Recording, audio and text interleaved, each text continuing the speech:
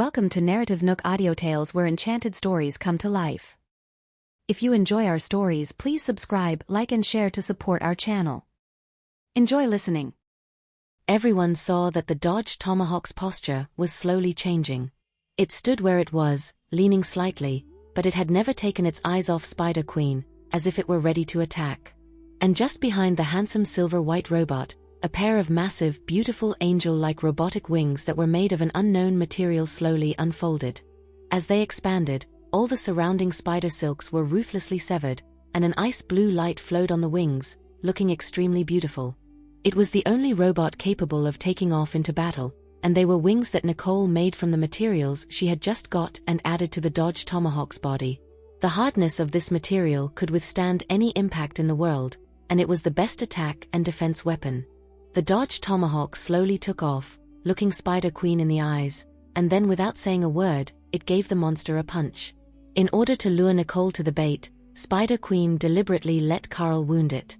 But it had not fully recovered, and its combat strength had been significantly reduced.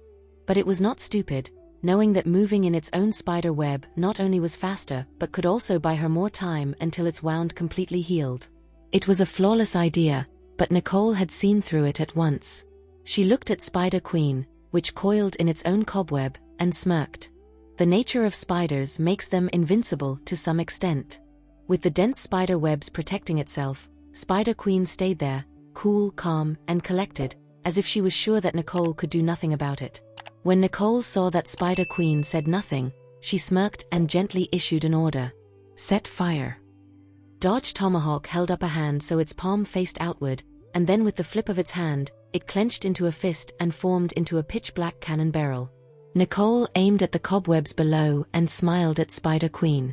See you in the next life. The next second, roaring flames shot out toward Spider Queen, who was still clueless about what was going on. It stood there, watching its spider silk quickly vanish in this unusual, slightly blue glowing fire, and its huge steel body peel off layer by layer. Spider Queen looked at Nicole. The wound on her abdomen made it difficult to move, so there was nothing she could do but to take Nicole's attack. While it was scheming against Nicole, Nicole was also preparing to annihilate it in one fell swoop.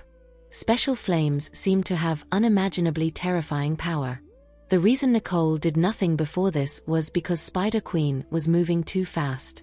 She might cause devastating collateral damage while using the flames, and besides, she was worried that there was not enough flammable material to ignite the steel spider. And now, since Spider Queen was staying unmoved, she had a clear target and the dense cobwebs as the best catalyst to feed the fire. She could burn it right into its soul. Spider Queen looked at Nicole with resentment, its swollen limbs disappearing little by little, its strength visibly weakening. It could not believe that it would still lose at the hands of this person when it thought it was winning. The roar of despair and the powerless struggle were its last consciousness in this battle. Nicole looked at Spider Queen, whose original human form gradually returned in the flames. Compared to her spider form, she looked pitifully weak. But this was what a robot should look like. Nicole watched as the colors of the robot gradually returned to normal, and then she slowly put away her hand. Get her out, she said. Elijah and the others rushed over upon hearing what Nicole said. They dragged Mary, whose fate was still unknown, out of the robot, and looked at Nicole with a deep gratitude in their eyes. Nicole had 10,000 ways to destroy Spider Queen, but she chose the most difficult, but the most effective way to keep Mary safe. Everyone looked at Nicole with predicament and also with a deep admiration in their eyes. She and her modified robot were too good for them to match. As the mess had been cleaned up, Nicole tucked away her robot and stood aside, watching Mary being carried back to the manor on a stretcher. Many people gathered around to ask her about robot-related questions. They thought she would be annoyed, not expecting that she patiently answered them one by one.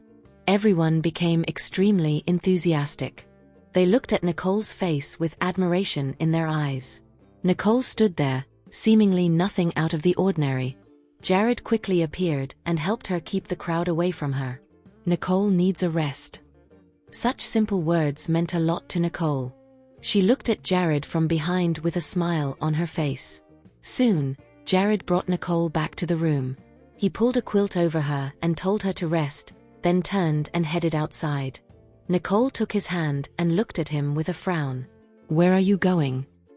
Jared looked at her with a gentle look in his eyes. He stroked Nicole's hair gently and whispered, "The Thorne family. I need to talk to them." Nicole nodded, looked at Jared, and whispered, "Be careful." Jared acknowledged her, and then gently planted a kiss on her forehead. "Wait for me to come back." No sooner had he left than there was a knock on the door. Nicole hesitated for a second before she said in a faint voice, "Come in." Carl's face soon appeared at the door. He looked at Nicole and asked with concern, "Are you okay?" Nicole shook her head and gently kneaded her forehead. "I'm just a little tired mentally, nothing big deal." "What's up?" Carl looked at the calm-looking Nicole and sighed.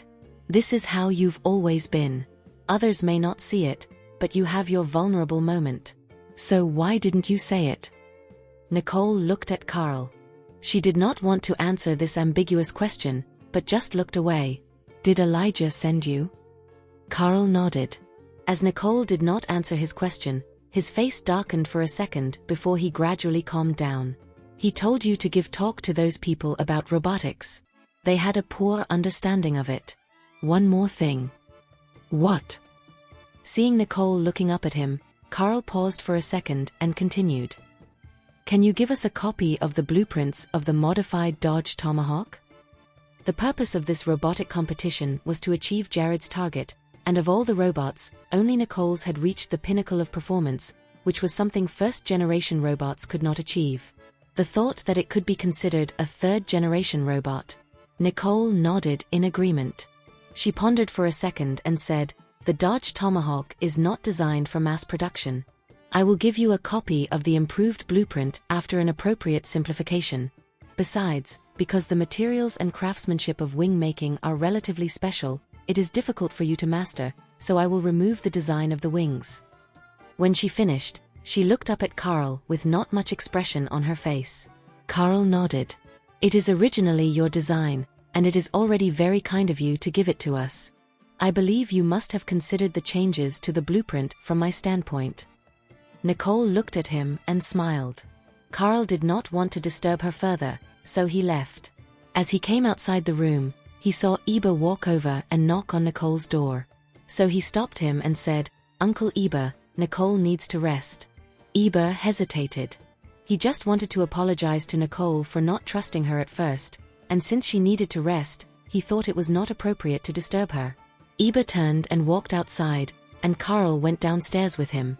Neither of them talked. There was a sudden commotion downstairs. Both Carl and Eber frowned and sped up when they heard a woman's sharp cries. Vera and Mary had both woken up. Vera looked at the pale Mary and lunged up toward her. "Mary, why did you do this? Do you know it was my idea, my blood and sweat? Do you have no shame?" Mary had just woken up and felt a sharp pain in her brain. So she was not in the mood to talk to Vera and just wanted to kick her aside. Vera was upset to see her annoyed look. She scanned around, and in an instant, she caught Carlisle walking toward her. She rushed to him and asked, "Carlisle, do you remember when I asked you to help me take a look at my blueprint when Mary rejected my drawings? She rejected my designs, yet used it. Isn't that cheating?" Carl turned to look at Mary with icy eyes.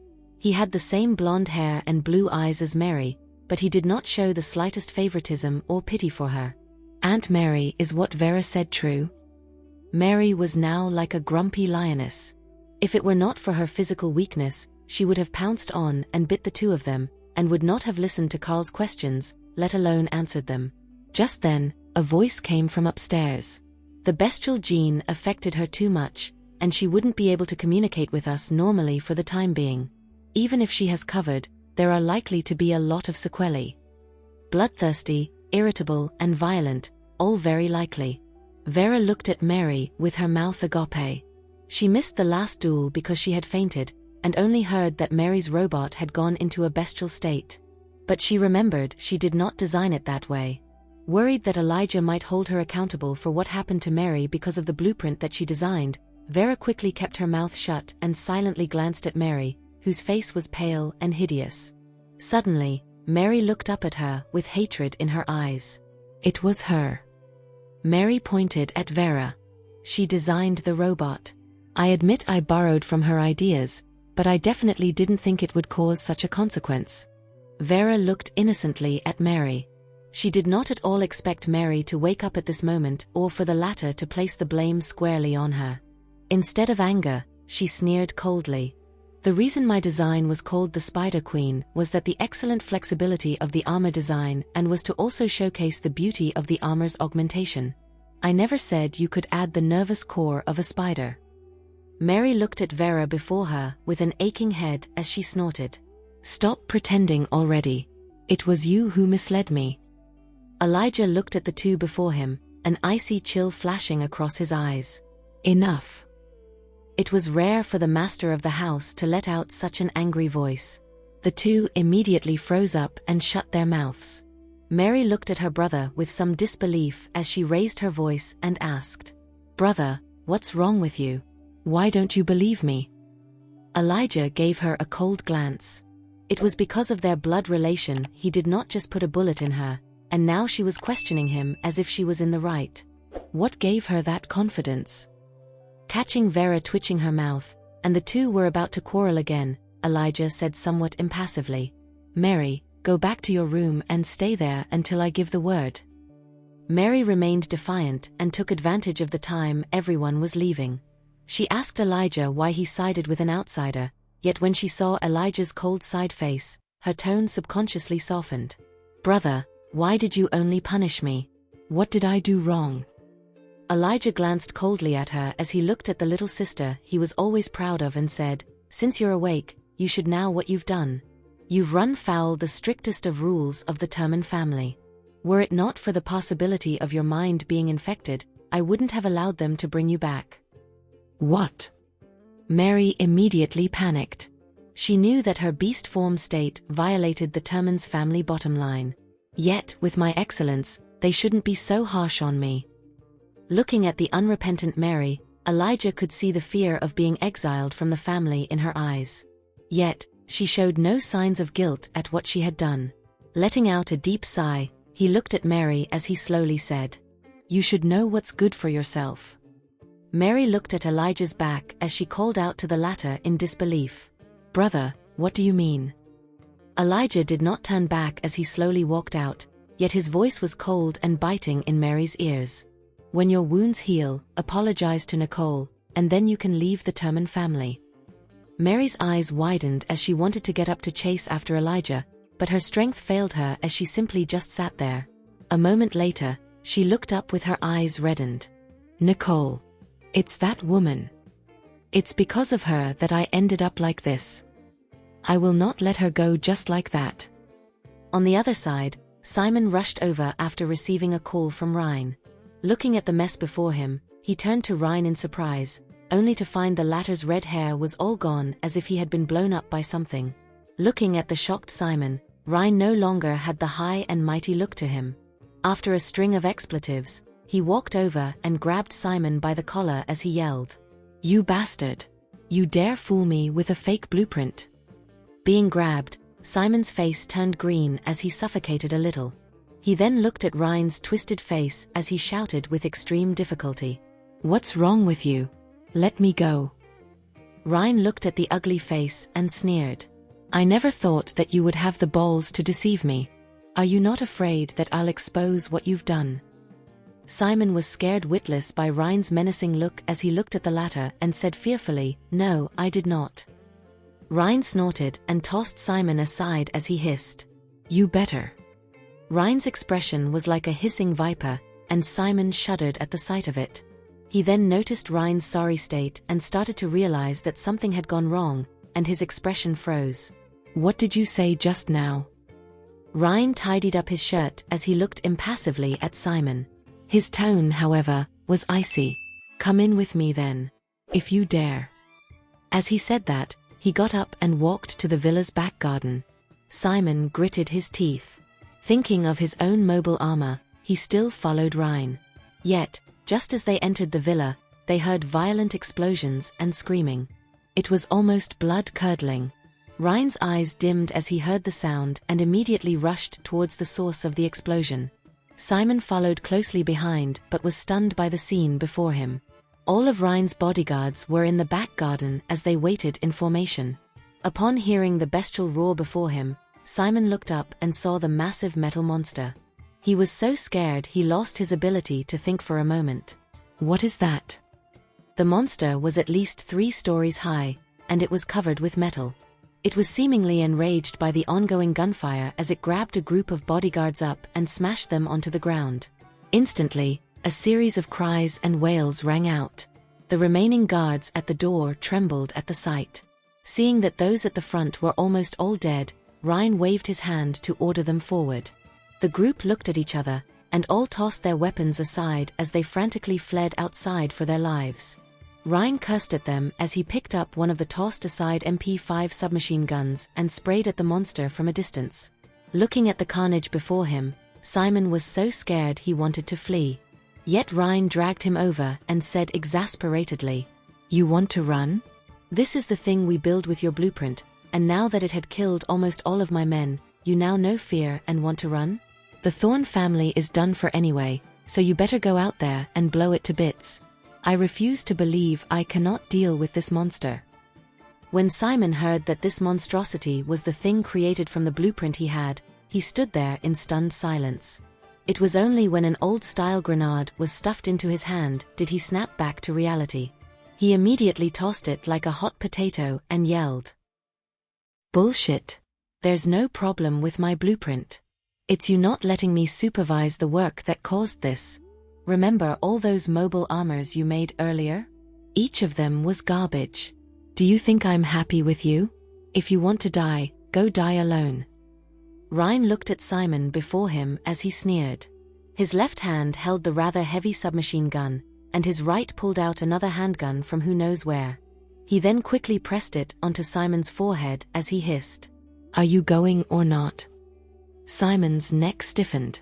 He wanted to say no, but with Ryan's handgun pressed against his head, he immediately relented as he went, I'll go, okay." It only then did Ryan nod with satisfaction. Yes, he who makes the mess cleans up the mess. Now go. Toss that grenade where it can blow it up. If you come back alive, I'll be sure to find a way to make you the master of the Thurman family. At this point, Simon had never regretted his cooperation with Ryan more than now. Yet there was no way back. The gun barrel on his forehead was ice cold and terrifying, as if something was blowing chilly wind into his heart. So, he could only go all in. Simon gritted his teeth and said, "You've said it. If I can deal with this monster, you'll make me the master of the Thurman family without any strings attached." Ryan was impatient with his repeated attempts at confirmation and immediately kicked Simon towards the combat zone. Simon turned around and only saw the black end of the gun barrel pointing towards him as Ryan tilted his head and hissed, "Now." Simon had no other way as he slowly made his way forward. Nearly 100-odd bodyguards had been ripped apart by the monster, with only 5 or 6 left lying on the ground panting. They could only watch as the menacing monster made its way toward them step by step, its eyes gleaming with bloodlust. "No!" Simon watched as that bodyguard with a broken leg was stomped to death by the monster. It even crushed the body underfoot for good measure with its metal legs. Feeling that these inert toys were no longer fun, the monster turned around and looked at the trembling Simon with deep interest. Seeing that the monster was already walking towards him, Simon's legs gave way as he fell to the ground limply, clutching his head as he trembled. Ryan yelled impatiently for Simon to pull the safety pin, but the latter simply buried his head in his arms like an ostrich, as if not seeing the monster would make him less afraid. Ryan cursed out loud. Seeing that the monster was about to grab Simon, he immediately pulled out his gun and sprayed at it. The stream of bullets managed to draw the monster's attention. It, after all, preferred a livelier prey, so it immediately tossed the stunned Simon aside and rushed towards Ryan instead. Ryan had never left the position he had set up since just now and did not know how quick the monster could be. He gritted his teeth as he cursed Simon 100 times over in his heart. This useless piece of shit. If it weren't for his blueprint, I would not have created this monstrosity. If it had not been for him missing the best opportunity to blow the monster up, I would not have bothered to save him. I should have just let him die. A cruel glint flashed across Ryan's eyes as he let the monster around the vast back garden in circles. As he was sprinting all the way, his strength was soon sapped. At that very moment, he saw Simon still kneeling there, and a glint appeared in his eyes. He immediately darted over as he shouted, "Simon, get out of the way." Simon subconsciously looked up and saw the Rhine running towards him with the monster in tow. He let out an uncontrollable yell as he scampered and tried to get up to run. Seeing that the monster was clearly drawn away by Simon's scream, a gleeful look appeared in his eyes. Rhine immediately tried to draw a distance between him and Simon, and the monster should go back to pursue the easier prey. Sure enough, the monster once again changed its target and rushed towards Simon. Simon was indolent and very slow. He was panting and wheezing as he ran for his life, yet the monster was closing in on him ever more. He could hear it behind him as he tumbled onto the ground and quietly waited for his doom. However, at that very moment, a violent burst of gunfire suddenly rang out, hitting the ground behind Simon and stopping the monster in its tracks. Ryan looked at the man at the door as an excited gleam appeared in his eyes. "Sliver, you're finally here." Simon also looked over. To his surprise, he found that it was troops in regular military uniform standing before him. There were quite a number of them, a regiment at least, and they came prepared. Hearing Ryan's words, he looked back in disbelief and quickly realized that all these people were summoned by him. How did Ryan manage to call on the Federals? Simon's expression turned grim as he looked at Ryan and hissed, "You bastard. You lied to me. You are in league with the Intercontinental Party." There was nary a trace of guilt on Ryan's face as he looked at the soldiers starting to intercept and take down the monster in an orderly manner. He then got up and casually made his way to Sliver, not forgetting to throw shade at Simon as he went. A few honeyed words, "You fell hook, line, and sinker. Who's to blame again?" Ryan walked to Sliver's side and spat disdainfully at Simon. "The Federals' terms are much better than yours. Look at what a mess you've created for me, and you have the cheek to begrudge me. This is something I should be saying to you." Ryan looked at the man beside him in astonishment. Sliver's expression was extremely cold, mixed with a tinge of fury. His silver eyes looked like they were suppressing some kind of raging emotions, his irritability and disdain overflowing. "Just look at what the hell you've created for me. You said you've gotten your hands onto the blueprint, and you told me that you can get all of the mobile armors of the Terman family. By the looks of things, you are a fool even worse than he is." Ryan's face stiffened as the smile on it disappeared. His expression became impassive as he said, "I thought I had done my best." When Sliver heard that, he snorted. A turd, no matter how polished, is still a turd. Ryan did not say much as he angrily slammed his fist against the wall and turned to look at the battle before him. Sliver saw how impervious the monster was to damage too. Even a torrent of lead could only rattle its armor and seemingly did no damage to it.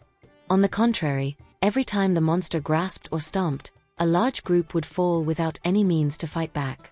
Sliver's expression turned more and more sullen. "If this goes on, forget a regiment. Even an army may not be able to deal with this monster." Looking at the Federals were almost wiped out, a look of fear appeared in Simon's eyes. He, who had thought he was saved, sank into even deeper despair, and he turned to flee outside. This time, Ryan did not stop him. His expression too had turned grim, and a tinge of fear appeared in his eyes, wanting to flee. Sliver looked at the metal monster that seemingly knew no fatigue and frowned hard. However, he was much calmer than the two as he turned towards Simon and coldly asked, "You are a Terman. You should know what its weakness is, right?" Sliver's train of thought was that he needed to find and attack its weakness, or else humans could never defeat a machine in a rotating battle. However, Simon shook his head. "I've only worked on the second-generation mobile armor. I've no idea what's the operating principle of this unit at all." Hearing this, Sliver was a little furious. No wonder Simon's position in the Terman family is so low. He doesn't know anything, nor does he think of anything. Hell would freeze over before he could improve upon his machine. As he thought of that, he glared at Simon before taking out his walkie-talkie. He said to the men before him, "Everyone who can still move, fall back." He then looked at Ryan and Simon before him as a thought flashed across his mind. When he got the SOS message from Ryan, he had no idea the monster was that strong, and now at this stage, he had no other choice. If I'm to pull my men back, I still needed someone to stall the monster. Thinking of this, he grabbed the two men beside him up, and his powerful arms exploded with shocking strength. He looked at the two and then tossed them over to the monster. Simon did not scream, but Ryan, on the other hand, exploded into a tirade. They were tossed to the monster's side, and when the remaining soldiers saw what happened, they cautiously retreated upon getting word from their commander. Both Simon and Ryan once again became the monster's primary target. Both of them had a grim look on their faces as they resentfully looked at Sliver, who tossed them over. Yet, the latter seemed to be totally impassive as he gave the two useless waste of space one last look and took the remaining half of his men, and left. Despair flooded Simon's eyes as the massive, bloodied palm was already stretching out towards him. Ryan kicked him away as he yelled, "What are you standing there for? Run, damn you!" As he said that, he scampered up and ran towards the door in the distance. Simon, who was perked up after the kick, got up. Seeing its attack miss, the monster rushed towards them in anger. Ryan grabbed the doorknob and yelled, "Over here! Hurry!" Simon ran desperately, and just as he was about to reach the door, he saw Ryan's expression change. He shook the doorknob in his hand in disbelief as his eyes widened and then slackened. "The door, it's locked?" The two of them were exhausted, and their only escape was locked, with the monster closing in behind them. As expected of Sliver, he did not intend to let them live. After all, he was representing the Federation, and the Intercontinental Party's interest was the most paramount. Simon and Ryan not only did not help him deal with the Turman family and the J.J. Johnston group, but instead, they caused him to lose so many men, not to mention this monstrosity. It was trouble upon trouble, each of them massive ones. Of course Sliver would want them dead.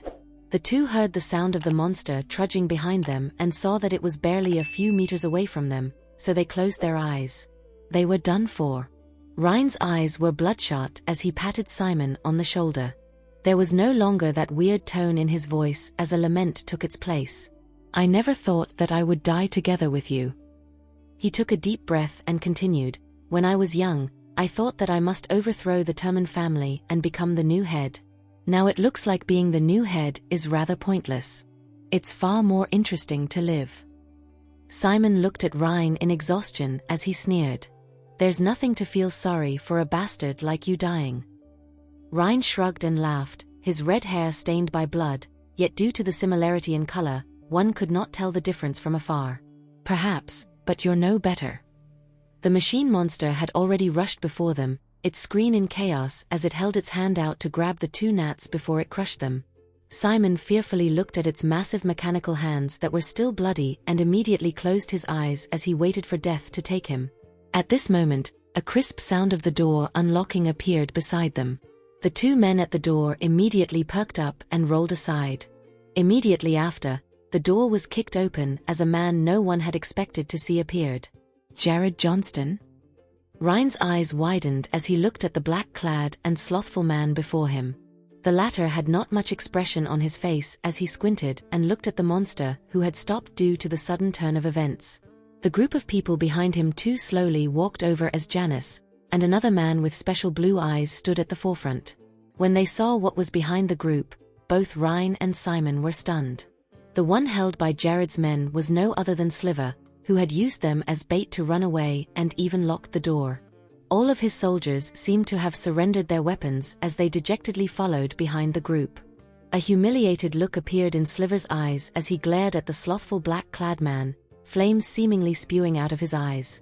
Jared Johnston. The last time Ryan failed to take him out, and Sliver had tried to assassinate this man several more times, yet he dodged all attempts. The men under Jared's command had struck him in a way he could not see and disarmed him without a sound, and then used his own gun against him. When Sliver recalled what happened earlier, his eyes shrank as he wanted to rip Jared apart. "I will kill you. Mark my words."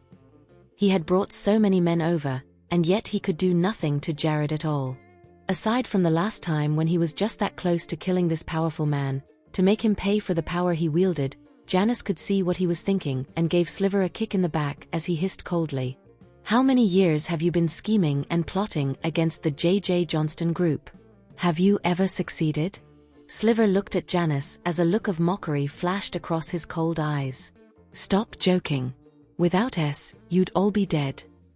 Ryan also thought the same as he looked at Jared with a look of jealousy and resentment. Janice frowned a little as he was impatient with the crowd. He twirled his hair as he said, "You sure don't know when to stop. I've already deployed satellite surveillance that day, and we have men in every spot you think you've occupied. Also, we've long emptied the chambers of your snipers. Even if they could fire, our airborne defensive web would intercept the shots regardless. Also, our choppers to deal with the snipers were standing by a kilometer away, and not only that, but the surrounding villas were also occupied by our people, and we rigged them with explosives. If activated, we could have blown you lot to kingdom come. With all that, do you think you can do anything to our boss?" Both Ryan and Sliver's expressions changed. They looked at the man who had casually walked to the monster and confronted it silently with a look of fear that could not be hidden. Even Simon was stunned. He did not know such a thing had happened, but hearing Janice's description alone was enough to give him goosebumps all over. This man, he is so strong it's terrifying. Both Sliver and Ryan had more contact with him, and they knew what Jared was like that day. Jared had made such preparations, yet he still stayed his hand, waiting for us to gleefully divulge their motive and to provoke us by ignoring our threats. It was all to see what sort of surprises we had arranged for him and if any would exceed his expectation. Thinking of this, they were stunned. What deep planning and deployment are this? They have prepared a net they thought was flawless to capture him.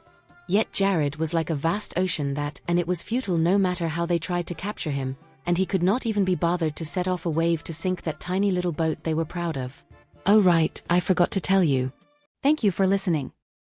If you have enjoyed this story, please like and share so others can see it too. Also hit the subscription button and notification bell so you can be notified on our next release. Thank you for your support. God bless you.